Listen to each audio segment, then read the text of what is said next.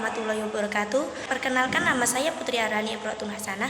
Kali ini saya akan membahas tentang kaitan jumlah fi'liyah dan jumlah ismiyah dalam bahasa Arab dengan kalimat verba dan nomina dalam bahasa Indonesia. Dimulai dari apa yang dimaksud dengan kata. Kata dalam bahasa Arab disebut kalimah, sedangkan kalimah dalam bahasa Arab disebut jumlah. Apa sebenarnya kalimah dalam bahasa Indonesianya dan jumlah dalam bahasa Arabnya? Kalimah adalah susunan kata yang bermakna minimal terdiri dari subjek dan predikat, dan susunannya tidak terbalik. Adakah susunan kata tidak bermakna? Ada. Contohnya menari, saya. Itu ya susunannya. Tapi susunannya terbalik dan tidak bermakna. Jadi tidak disebut kalimah atau jumlah dalam bahasa Arab. Bagaimana susunan itu bisa jadi bermakna?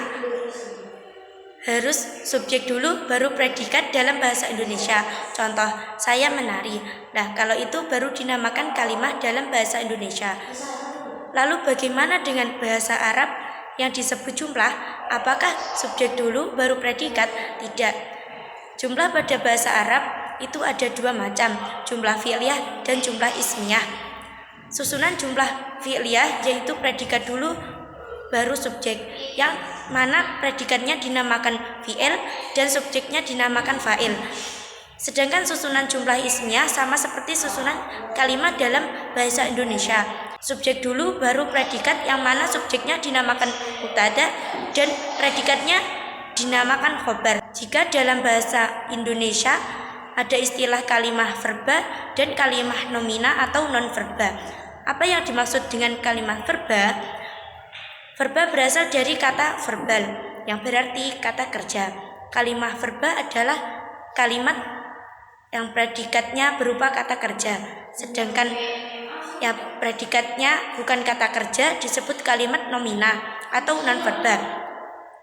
Nah, kalimat nomina itu ada dua macam, yaitu ada yang predikatnya berupa kata sifat, contoh dia cantik, dia pintar. Adakah kalimat nomina yang predikatnya bukan kata sifat? Ada. Contoh, jika di pasar, itu adalah kalimat nomina yang predikatnya bukan kata sifat, melainkan keterangan tempat. Jaraknya 2 meter.